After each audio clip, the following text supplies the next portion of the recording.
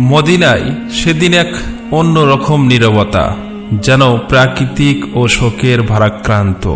প্রিয় নবীজির অসুস্থতার খবর চারিদিকে ছড়িয়ে পড়েছে। হযরত ফাতেমা রাদিয়াল্লাহু তাআলা আনহা ছুটে চলেছে রাসূল সাল্লাল্লাহু আলাইহি ওয়াসাল্লামের বাড়ির দিকে। সেদিন আকাশের চাঁদ যেন ফিকে হয়ে গেছে। সাহাবীরা বসে আছেন, কারো চোখে অশ্রু, কারো বা অন্তর পাথরের মতো ভারী হয়ে গেছে। কেউ কোনো কথা বলছে না, শুধু নিঃশব্দে ফুঁপিয়ে কাঁদছে। এদিকে মুহাম্মদ সাল্লাল্লাহু আলাইহি ওয়াসাল্লাম অসুস্থ অবস্থায় নিজ গৃহে আছেন। পাশে আছে হযরত ফাতেমা রাদিয়াল্লাহু তাআলা আনহা ও আম্মাজান আয়েশা রাদিয়াল্লাহু তাআলা আনহা। তখন হযরত মুহাম্মদ সাল্লাল্লাহু আলাইহি ওয়াসাল্লাম বললেন, হে আয়েশা, আবু বকরকে খবর পাঠাও। কিন্তু তিনি খবর দেওয়ার আগেই ঘরে প্রবেশ করলেন।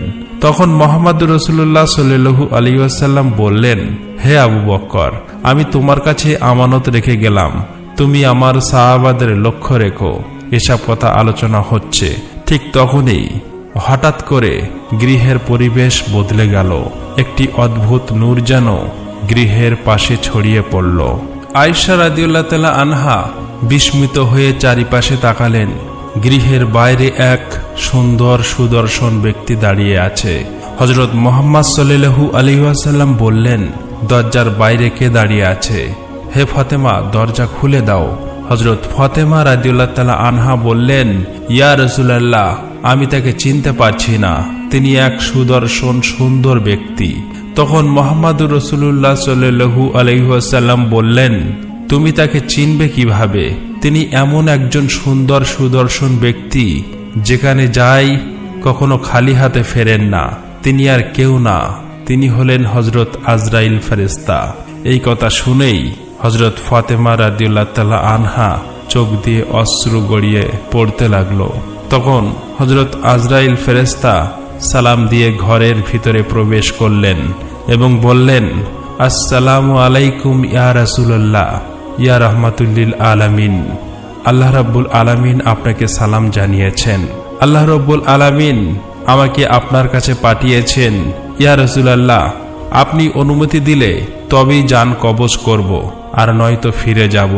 আপনার যতদিন ইচ্ছা ততদিন এই পৃথিবীতে থাকবেন।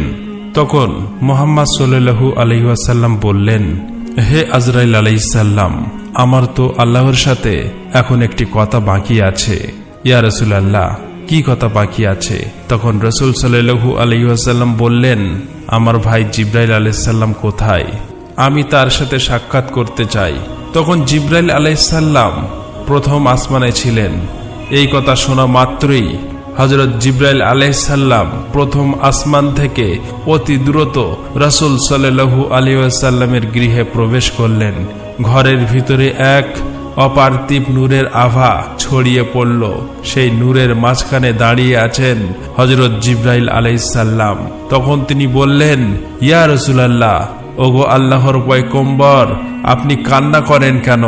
মুহাম্মদ সাল্লাল্লাহু আলাইহি ওয়াসাল্লাম বললেন, ভাই জিবরাইল, আমি এই কারণে কান্না করছি, এই দুনিয়া থেকে চলে যাবার পর আমার গুনাহগার উম্মতের কি হবে? তুমি আমার আল্লাহর কাছে এই কথাটুকু একটু জেনে এসো। সঙ্গে সঙ্গে হযরত জিবরাইল আলাইহিস সালাম আল্লাহর আরশে চলে গেলেন। আল্লাহ রাব্বুল আলামিন সবকিছুই জানতেন, তবুও মহান রব্বুল আলামিন হযরত জিবরাইল ফেরেশতাকে জিজ্ঞেস করলেন, হে জিবরাইল, তুমি কাঁদছো কেন? জিবরাইল আলাইহিস সালাম বললেন, ওগো আমার মহান রব আল্লাহ রব্বুল আলামিন, আমি তো তোমার প্রিয় হাবিব রাসূলের জন্যই কাঁদছি, আর তোমার প্রিয় রাসূল কাঁদছে তার গুনাহগার উম্মতের জন্য। তখন মহান রব্বুল আলামিন বললেন, হে জিবরাইল, যাও যাও, তুমি এই সুসংবাদ দাও যে তার চিন্তার কোনো কারণ নেই।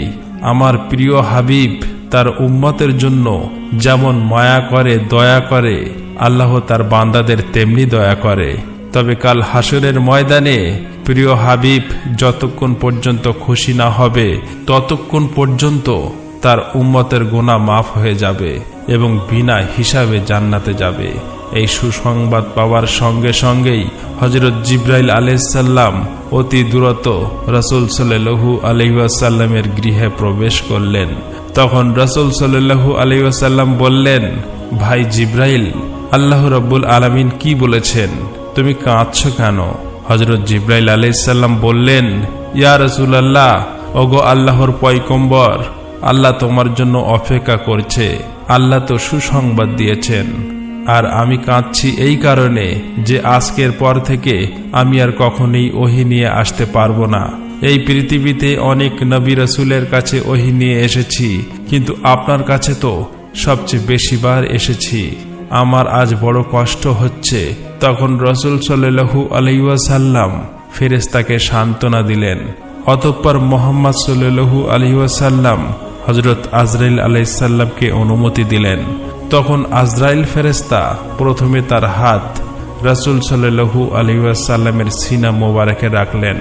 তখন রাসূল সাল্লাল্লাহু আলাইহি ওয়াসাল্লাম বললেন, ভাই আজরাইল, জান কবজের যত কষ্ট আমাকে দাও, কিন্তু আমার উম্মতকে দিও না। তখন আজরাইল ফেরেশতা বললেন, ইয়া রাসূলুল্লাহ, আপনাকে চিন্তা করতে হবে না।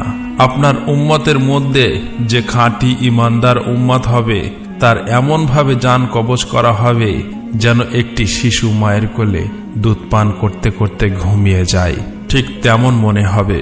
একথা শুনে রাসূল সাল্লাল্লাহু আলাইহি ওয়াসাল্লাম নিশ্চিত হলেন।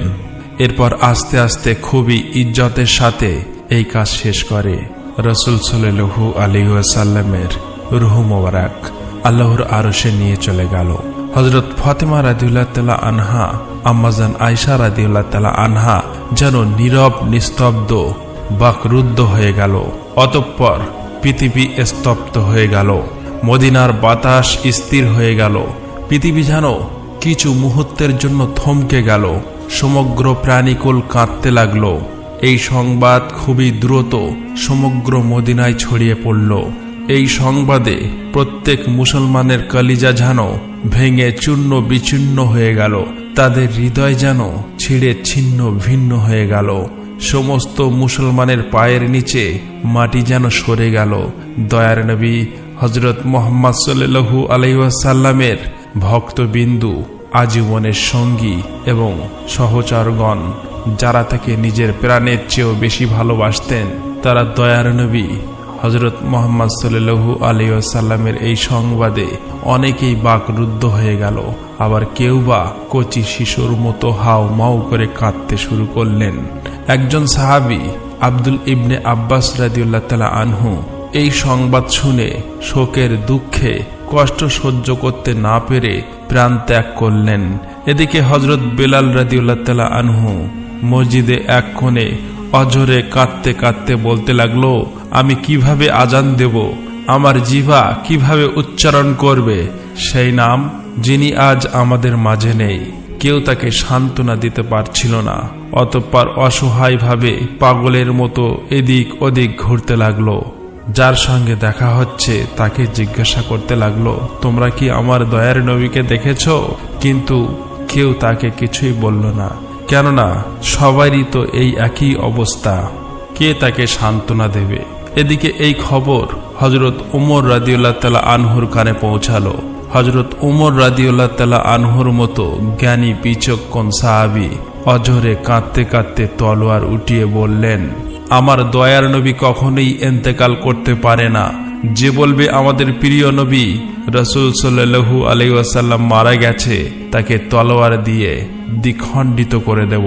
তিনি আমাদের ছেড়ে যাননি, তিনি আমাদের মাঝেই আছেন। সেই সময় হযরত আবু বকর রাদিয়াল্লাহু তাআলা আনহু সেখানে এসে বললেন, হে মদিনার মানুষ, তোমরা জেনে রাখো, শুধুমাত্র আল্লাহ চিরঞ্জীব, তিনি কখনোই মারা যান না। তিনি মহান, তিনি সর্বশ্রেষ্ঠ। এই পৃথিবীতে যত নবী রাসূল এসেছে সবাই একদিন মৃত্যুর স্বাদ গ্রহণ করতে হয়েছে। তেমনি আমাদের রাসূল সাল্লাল্লাহু আলাইহি ওয়াসাল্লাম আজ সেই স্বাদ গ্রহণ করেছে। তবে তিনি তো বেঁচে আছেন তার পবিত্র কর্মে আমাদের হৃদয়ে। অতঃপর প্রতিটি সাহাবী ফুঁপিয়ে ফুঁপিয়ে কাঁদতে লাগলেন। সেদিন মদিনার বাতাস ভারী হয়ে গেল। মদিনার অলিতে গলিতে কান্নার আওয়াজ ভেসে আসতে লাগলো। নারীরা তাদের ঘর থেকে বেরিয়ে এলেন। শিশুরা ভয়ে মায়ের আঁচল চেপে ধরল। পুরুষরা একে অপরের দিকে নিস্তব্ধ হয়ে তাকিয়েছিলেন। কেউ যেন বুঝতেই পারছিল না এই বিশাল শূন্যতা কিভাবে পূরণ হবে। সেদিন শুধু মানুষ কাঁদেনি, কেঁদেছিল এই জমিন, এই আসমান, এই প্রাণীকুল। মদিনার আকাশ যেন সেদিন নিস্তব্ধ হয়ে গেল। অতঃপর হযরত আবু বকর রাদিয়াল্লাহু তাআলা আনহু ধীরে ধীরে প্রিয় নবীজির গৃহের দিকে এগোতে লাগলেন। গৃহে প্রবেশ করতেই তিনি দেখলেন এক অলৌকিক প্রশান্তিতে ভরে আছে, যেন এখানেই জান্নাতের সুবাস মিশে আছে। তখন সবাই একপাশে দাঁড়িয়ে কাঁদছিলেন। তিনি বলে উঠলেন, আজ পৃথিবী থেকে সবচেয়ে দয়ার মানুষটি চলে গেলেন, আমরা কিভাবে তার স্মৃতি ছাড়া বেঁচে থাকব। তারপর হযরত আবু বকর রাদিয়াল্লাহু তাআলা আনহু রাসূল সাল্লাল্লাহু আলাইহি ওয়াসাল্লামের পবিত্র মুখখানা উন্মুক্ত করে একখানা চুম্বন করলেন এবং কাঁদতে কাঁদতে বললেন, হে আল্লাহর রাসূল, আমার মাতা পিতা আপনার উপর কুরবান হোক। আপনার জীবন যেমন পবিত্র, আপনার মৃত্যু তেমন পবিত্র। আল্লাহর শপথ, দ্বিতীয়বার আপনার আর কোনো মৃত্যু ঘটবে না, আর কোনো মৃত্যু আপনাকে স্পর্শ করতে পারবে না। অতঃপর হযরত আবু বকর রাদিয়াল্লাহু তাআলা আনহু ঘর থেকে বেরিয়ে আসলেন। তখন দেখলেন হযরত উমর রাদিয়াল্লাহু তাআলা আনহু দিশেহারা হয়ে ছটফট করছে। তখন হযরত আবু বকর রাদিয়াল্লাহু তাআলা আনহু শান্তভাবে বললেন, হে ওমর, সংযত হও, ধৈর্য ধারণ করো। হে ওমর, মনে রেখো, প্রত্যেক প্রাণীকে মৃত্যুর স্বাদ গ্রহণ করতে হবে। তখন হযরত ফাতেমা রাদিয়াল্লাহু তাআলা আনহা বলতে লাগলেন, আমার আব্বাজান হযরত মুহাম্মদ সাল্লাল্লাহু আলাইহি ওয়াসাল্লাম মহান আল্লাহর দাওয়াত কবুল করে জান্নাতুল ফেরদাউসে আসন গ্রহণ করেছেন, কিন্তু আমার এই কষ্টের খবর কে রাখবে। এদিকে হযরত আলী রাদিয়াল্লাহু তাআলা আনহু শোকের আঘাতে পাথরের মতো হয়ে গেলেন। এইভাবে প্রিয় নবীর পরিবার, সাহাবী, মুজাহিরগণ, একে একে সমগ্র মানুষ বাকরুদ্ধ হয়ে গেল। শুধুমাত্র হযরত আবু বকর রাদিয়াল্লাহু তাআলা আনহু ধৈর্য ধারণ করে সকলের উদ্দেশ্যে সান্ত্বনা ও উপদেশ প্রদান করতে লাগলো।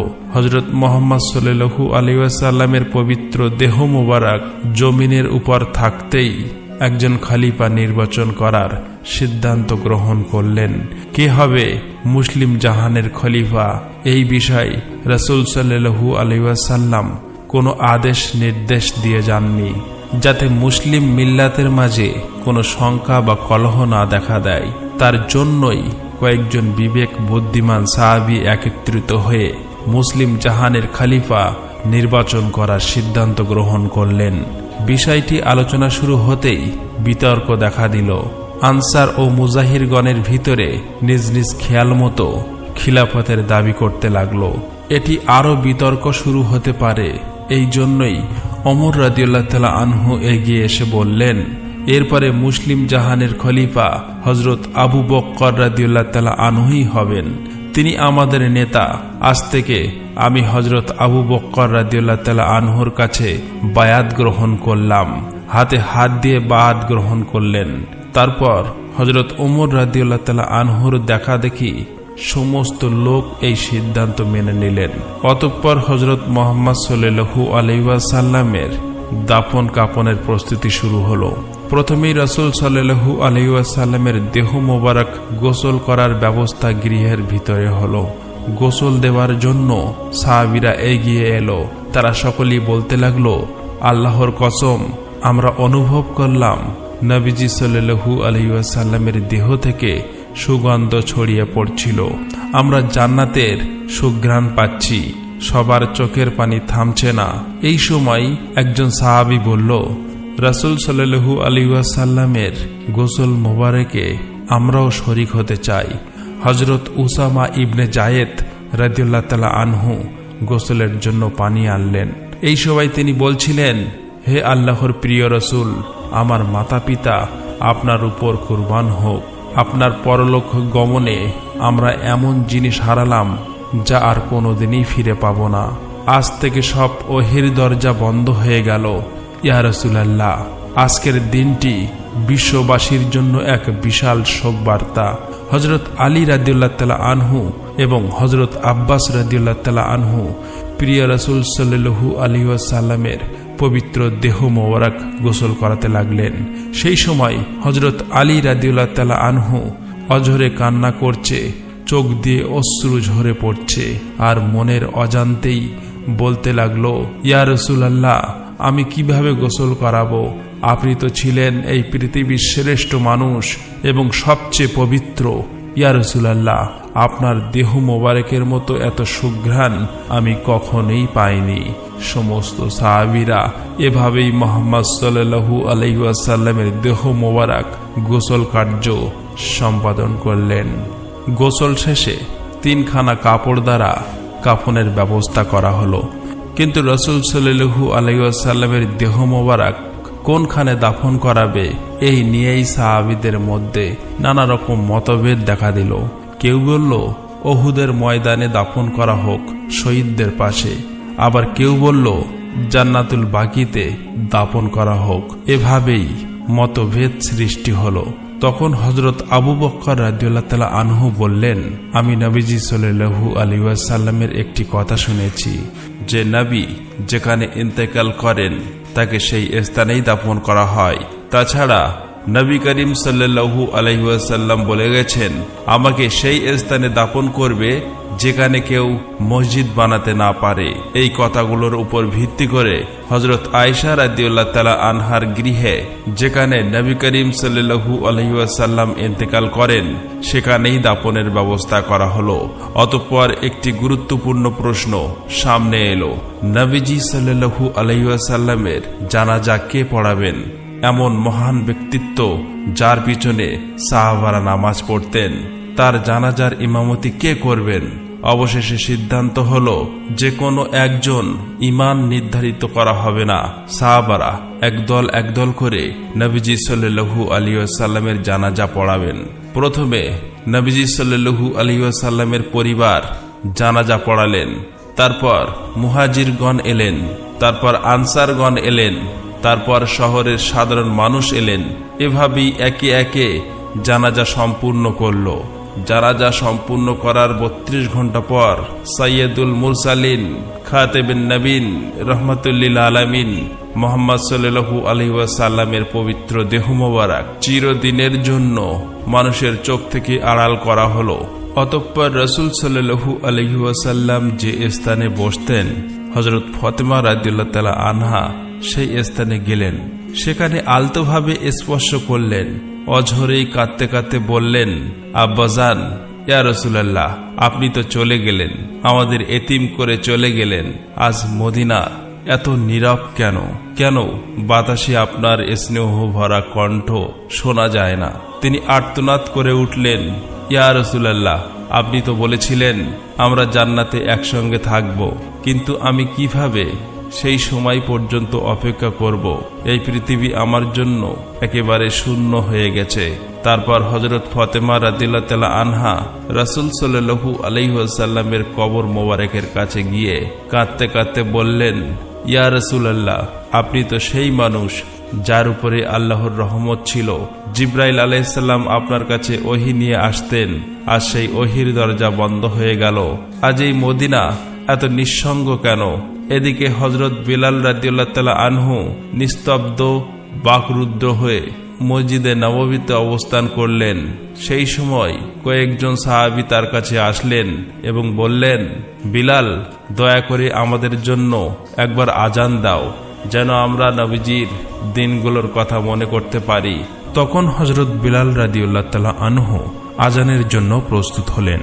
আল্লাহু আকবার, আল্লাহু আকবার মধুর ধ্বনি উচ্চারণ করতেই সবাই কাঁদতে লাগলো।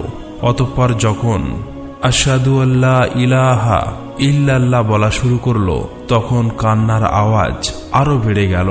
কিন্তু যখন বললেন আশহাদু আন্না মুহাম্মাদুর রাসূলুল্লাহ, তখন হযরত বিলাল রাদিয়াল্লাহু তাআলা আনহুর কণ্ঠ আটকে গেল। তিনি আর বলতে পারলেন না, হাউমাউ করে কেঁদে উঠলেন, মিনারের উপরে বসে পড়লেন। সারা মদিনা যেন আবার শোকে স্তব্ধ হয়ে গেল। তখন হযরত বেলাল রাদিয়াল্লাহু তাআলা আনহু বললেন, আমি আর মদিনায় থাকতে পারবো না। রাসূল সাল্লাল্লাহু আলাইহি ওয়াসাল্লাম নেই, তাহলে আমি কেন এখানে থাকব? সেদিনই তিনি মদিনা ছেড়ে চলে গেলেন, আর কোনোদিনই আযান দেননি, শুধু একবার ছাড়া। কিন্তু হযরত ওমর রাদিয়াল্লাহু তাআলা আনহু ছিলেন কঠোর হৃদয়ের মানুষ, শক্তিমান নেতা। কিন্তু নবীজি সাল্লাল্লাহু আলাইহি ওয়াসাল্লাম ইন্তেকালের পর তিনিও ভেঙে পড়লেন। তিনি রাস্তার ধারে বসেছিল, একা একা বলতে লাগলো, দয়ার নবীজির কবর মোবারকের দিকে তাকালেই আমার বুক ফেটে যায়।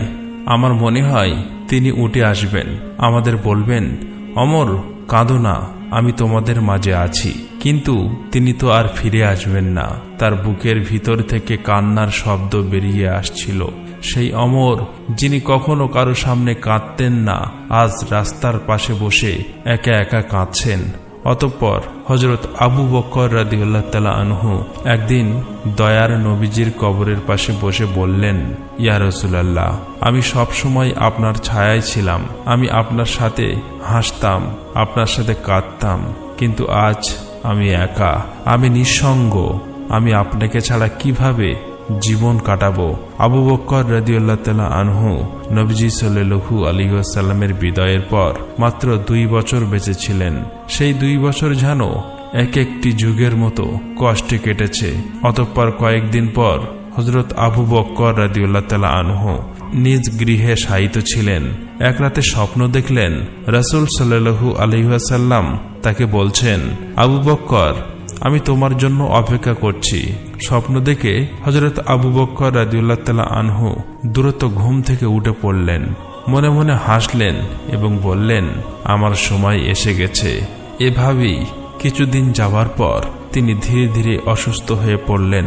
যখন তার মৃত্যুর সময় ঘনিয়ে এলো, তখন হয়তো তওবা করতে হযরত আবু বকর রাদিয়াল্লাহু তাআলা আনহু বললেন, প্রিয় সাহাবী ভাইয়েরা, আমাকে রাসূল সাল্লাল্লাহু আলাইহি ওয়াসাল্লামের পাশে দাপন করো, আমি তার কাছেই ফিরে যেতে চাই। যখন হযরত আবু বকর রাদিয়াল্লাহু তাআলা আনহু মৃত্যুবরণ করলেন, তখন নবীজির পাশে তাকে কবর দেওয়া হলো। তখন মদিনার আকাশে যেন আবার কান্নার শব্দ শোনা গেল। হযরত মুহাম্মদ সাল্লাল্লাহু আলাইহি ওয়াসাল্লাম রাহমাতাল লিল আলামিন, দয়ার নবী, মায়ের নবী, আমাদের মতো এই উম্মতের জন্য কত কষ্টই না করেছেন। কিন্তু আজ আমরা কি সত্যি নবীজি সাল্লাল্লাহু আলাইহি ওয়াসাল্লামকে ভালোবাসি? আজও কি আমরা রাসূল সাল্লাল্লাহু আলাইহি ওয়াসাল্লামের শোক অনুভব করি? আজও কি আমরা তাকে মনে করি? আমরা কি তার সুন্নাহ আঁকড়ে ধরে আছি? হে আল্লাহ, আমাদের হৃদয়ে নবীজি সাল্লাল্লাহু আলাইহি ওয়াসাল্লামের ভালোবাসাই ভরে দাও। হে আল্লাহ, আমাদের এমন জীবন দাও যেন আমরা তার পথে চলতে পারি। হে আল্লাহ, আমাদের এমন মৃত্যু দাও যেন আমরা জান্নাতে তার সাথে মিলিত হই। প্রিয় দর্শক, আসুন আমরা সকলেই যেন প্রিয় নবীজি সাল্লাল্লাহু আলাইহি ওয়াসাল্লামের আদর্শে আদর্শবান হতে পারি। আমরা যেন নবীজির মতো চরিত্রবান হতে পারি। আমরা সকলেই যেন সহজ সরল পথে চলতে পারি, আর মৃত্যুর সময় যেন পবিত্র কলেমা পড়তে পড়তে মৃত্যুবরণ করতে পারি। আল্লাহ রাব্বুল আলামিন আমাদের সকলকে এই তৌফিক দান করুন।